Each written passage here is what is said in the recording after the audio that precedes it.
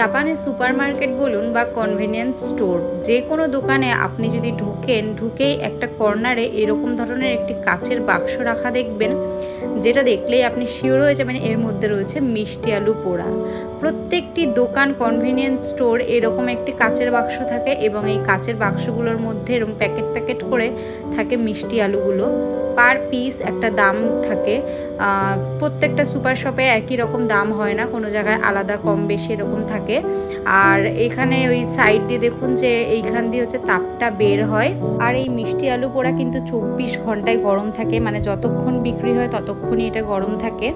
আর এর ভেতরে কিন্তু হচ্ছে পাথর দেওয়া রয়েছে, পাথরের মধ্যে দিয়ে তাপটা দেওয়া হয়।